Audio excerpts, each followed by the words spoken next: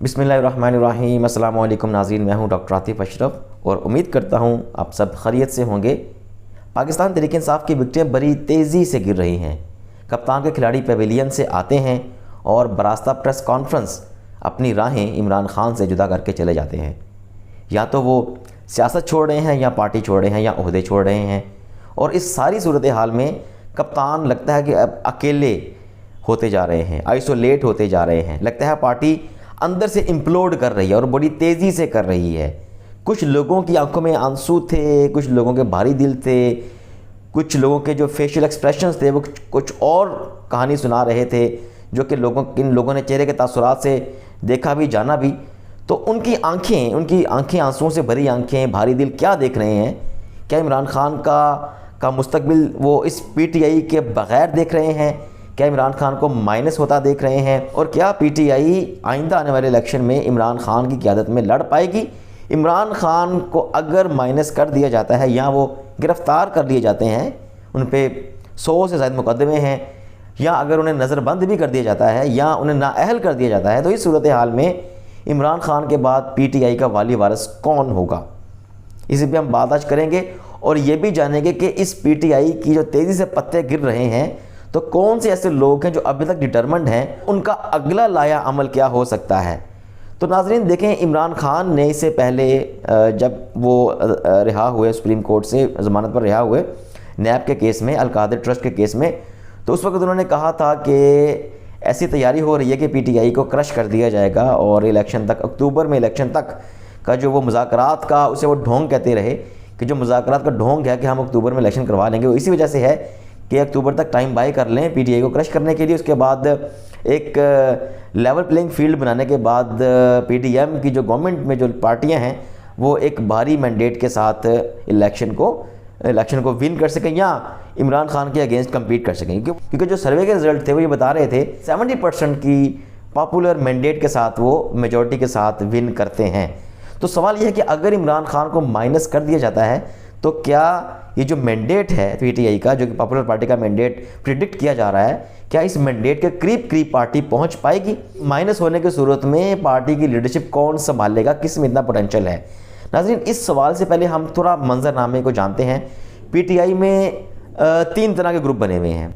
एक ग्रुप वो है जिस तरह ये पिछले साल इमरान खान की हुकूमत ख़त्म की गई और उसमें एक जो मुनहरिफ अरकान थे, जिस तरह राजा रियाज साहब थे और बाकी जो लोग थे जिन्होंने पीटीआई से राहें जुदा कर ली थी। एक ग्रुप वो है जो कि अभी तक कौमी असम्बली में बैठा हुआ है और एक नाम की अपोजिशन कर रहा है।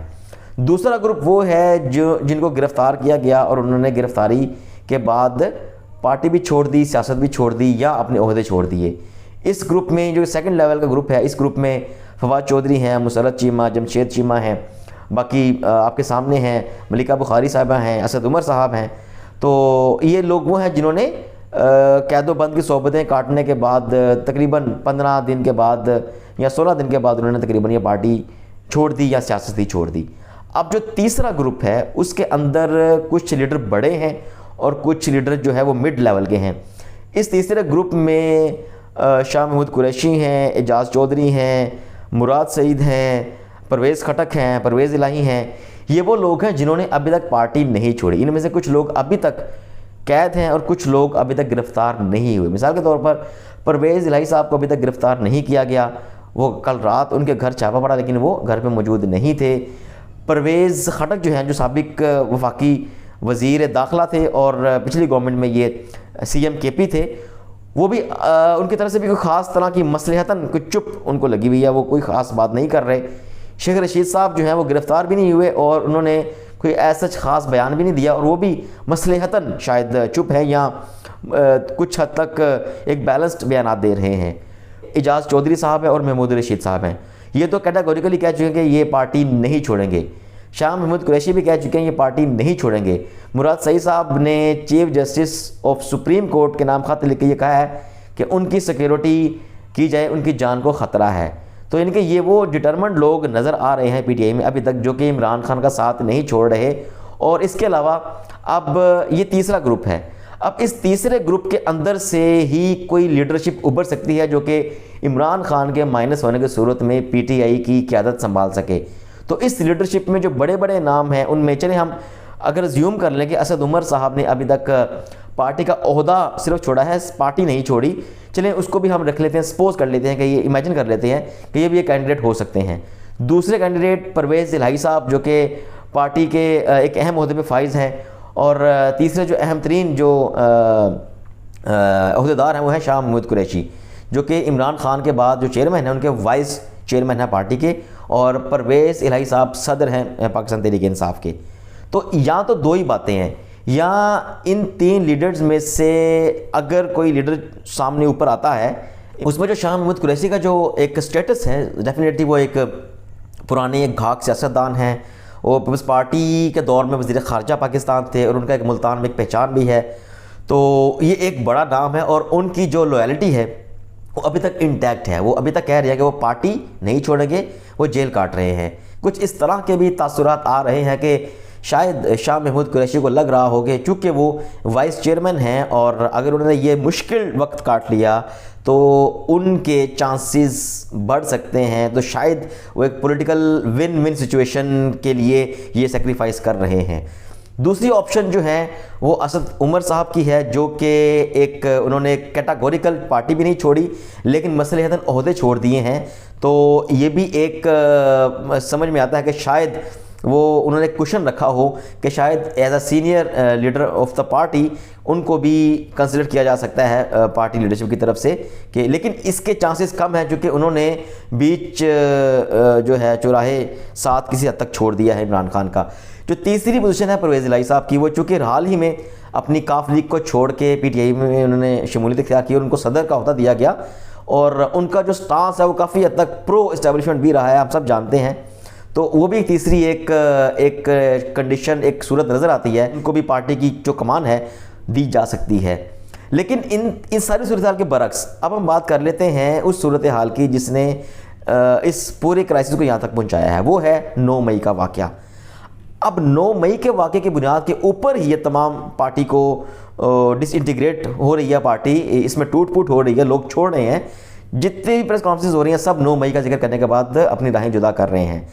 9 मई को पाकिस्तान हुकूमत जो है वो यौम स्याह करार दे चुकी है, और इस 9 मई की वजह से जो बहुत बड़ा स्पीड ब्रेकर आया है PTI के सियासी सफ़र के आगे, ऐसा स्पीड ब्रेकर आया कि इसने ना सिर्फ PTI की चलती गाड़ी को रोक दिया है बल्कि शायद इस गाड़ी को मुस्तकिल तौर पर ब्रेकें लगा दी हैं जिसके ड्राइवर इमरान खान थे। अगर इमरान खान के अलावा कोई और पार्टी की क़यादत संभालता है तो क्या पब्लिक जो कि PTI को इमरान खान के नाम से जानती है, क्या उसकी सपोर्ट पार्टी को हासिल होगी?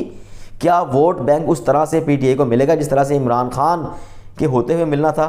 क्या इमरान खान पार्टी के किंग मेकर बन पाएंगे या उन्हें नाअहल करार देकर बिल्कुल ही उनका सियासी सफ़र तमाम कर दिया जाएगा? और अगर एक और अहम बात, क्या इलेक्शन अक्टूबर में होते हैं, और अगर नहीं होते तो उसके बाद 2 साल बाद, 1.5 साल बाद, लेट्स सपोज अगर इलेक्शन प्रोलॉन्ग करते हैं तो उस कंडीशन में इमरान खान जो कि एक बिल्कुल एक जमूत तारी हो जाएगा उनकी सियासी एक्टिविटीज़ के ऊपर, तो क्या इस सूरत हाल में इमरान खान की वो क्रिज्मा, वो इमेज बरकरार रहेगी? तो ये बहुत बड़े बड़े सवालात हैं जिनके जो कि हालात का तकाजा है कि इनके जवाब जो हैं वो जल्दी सामने आएँ। लेकिन चूँकि अब इलेक्शन होने जा रहे हैं, इलेक्शन एक आम तासुर है कि अक्टूबर में बजट के बाद इलेक्शन हो जाएंगे। क्या PTI इलेक्शन में अगर जाती है तो क्या उसको वैसे ही वोट मिलेंगे जिस तरह मिलने चाहिए जो सर्वे का रिज़ल्ट है? तो जनाब ये सारी जो बातें हैं ये बहुत ही गौर तलब हैं। इमरान खान साहब मुज़ाकरात की ऑफ़र भी कर चुके हैं अपने सियासी मुखालिफिन को, और कह चुके हैं कि मुज़ाकरात की मेज़ के ऊपर आओ, अगर मुझे माइनस करने से मुल्क का भला होता तो मैं इसके लिए भी तैयार हूँ। लेकिन इसका भी कोई जवाब नहीं दिया जा रहा। यानी कि इसका मतलब ये है कि बिल्कुल जो सियासी हमारी जो लीडरशिप है, जो PDM की लीडरशिप है, वो बिल्कुल इमरान खान से शायद बात करने के लिए भी तैयार नहीं है। जिस तरह MQM के टुकड़े हुए थे, MQM हकीकी बनी पहले, उसके बाद MQM के मज़ीद टुकड़े हुए, MQM Bhadrabad, MQM Farukh Sattar group, फिर PSP पाकिस्तान ज़मीन पार्टी अलग हो गई, अब वो मिलकर दोबारा से फिर MQM इकट्ठी हो गई है। तो इस तरह PTI को भी तोड़ा जा रहा है। MQM हकीकी की तर्ज पर PTI हकीकी का एक ग्रुप बना लिया है, और वो ये दावा कर रहे हैं कि जिन्हें कोई जानता भी नहीं है शायद, कि हम जो है वो इमरान खान के नज़रिया तब्दीली जो था उससे मुतासिर थे लेकिन उन्होंने कुछ डिलीवर नहीं किया। अब वो इस ग्रुप बनाने का मकसद ये है कि जो कैद में पार्टी रहनुमा और जो कारकुन है उनको रिहा करवाया जाए। दूसरी तरफ जहांगीर तरीन का ग्रुप बड़ा एक्टिव हुआ है, वो भी चाह रहे हैं कि एक ऐसी खबरें आ रही है कि 20 से 22 MNAs या सियासतदान उन्हें मिल रहे हैं और वो एक PTI के अंदर एक फॉरवर्ड ब्लॉक की बात कर रहे हैं, बिकॉज दे हैव इलेक्टेबल्स, और जो इलेक्टेबल्स होते हैं वो वही होते हैं जिनके हल्के में अपनी काफ़ी असर और रसूख होता है, तो उन्हें किसी पार्टी की छाप की ज़रूरत नहीं होती, वो किसी पार्टी के बैनर तले इलेक्शन विन कर सकते हैं। तो ये इलेक्टेबल्स जो हैं इनको भी मुतहरक किया जा रहा है, यानी कि जो फ़िज़ा नज़र आ रही है कि एक तरफ PTI बिल्कुल ख़त्म हो रही है, इमरान खान आइसोलेट हो रहे हैं, और जो इमरान खान के साथ अभी तक लोग डटे हुए हैं उनमें से शायद कोई लीडरशिप ऊपर के ऊपर आ जाए इमरान खान की माइनस होने की सूरत में, और उस लीडरशिप को अवाम का कितना इत्मीनान हासिल होता है ये भी एक चैलेंज है। क्या अवाम वैसे ही वोट डालते हैं या उसके बाद इलेक्टेबल्स भी आ रहे हैं, फॉरवर्ड ब्लॉक बन रहे हैं, PTI के अंदर से डिसइंटीग्रेशन हो रही है, तो इलेक्शन के अंदर PTI के अगर उस तरह से 3-4 ग्रुप सामने आ जाते हैं तो असल PTI में इमरान खान भी इनकी क़यादत नहीं कर रहे होते, तो क्या अवाम जो हैं वो शाह महमूद कुरैशी की लीडरशिप में पार्टी को या असद उमर या परवेज़ इलाही की लीडरशिप में इस PTI को वोट देगी जिसके ऊपर इमरान खान का ट्रस्ट होगा? तो ये एक बड़ा चैलेंज है। और जिस तरह के पाकिस्तान में अगर इलेक्शन अगर साजगार हालात में होते हैं, टाइम पे होते हैं, तो कितनी सीटें विन कर पाएगी, क्या क्लियर मैंडेट ले पाएगी या एक स्प्लिट मैंडेट के साथ दोबारा से फिर वही एक मखलूत हुकूमत बनानी पड़ेगी? नाज़रीन, तमाम सूरत हाल में हालात यही नज़र आ रहे हैं कि PTI को तकरीबन क्रश कर दिया गया है, इमरान खान मंजर से आउट तकरीबन हो चुके हैं, अवाम का भी जो है वो रिएक्शन, जो PTI के वर्कर्स थे, कारकुन थे, वो तकरीबन खामोशी तारी है और कोई ख़ास रिएक्शन सामने नहीं आ रहा। अब ये जो खामोशी है क्या ये परमानेंट है, क्या ये सस्टेन करेगी, या अवाम का जो रवैया है इलेक्शन में कुछ और तरह से सामने आता है? ये बहुत अहम सूरत हाल है। और लेकिन एक बात बड़ी क्लियर है कि सियासी जमातों को मिल के सियासी हल करने चाहिए। इलेक्शन अगर हो रहे हैं अक्टूबर में तो तमाम पार्टियों का हक है कि वो इलेक्शन में पूरी तरह से पार्टिसिपेट करें, और PTI का भी हक है कि इसका जो मैंडेट है उसके अकॉर्डिंगली इसको इलेक्शन में हिस्सा लेने के लिए वो लेवल प्लेइंग फील्ड दी जाए। क्योंकि अगर जिस तरह ये ख्वाजा आसिफ ने कहा कि PTI को हम बैन करने पे गौर कर रहे हैं, तो बैन करने के लिए भी जो तरीक़ाकार है वो इतना आसान नहीं है।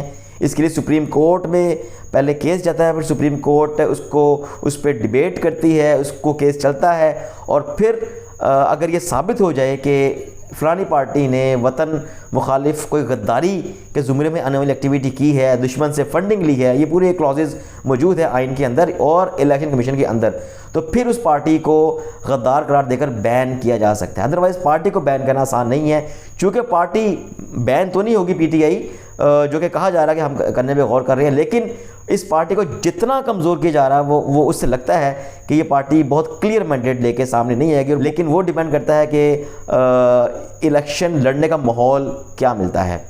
नाज़रीन, आप भी देखिए, मैं भी देखता हूँ, लेट्स सी क्या होता है। अब तक के लिए इतना ही, अल्लाह हाफिज़।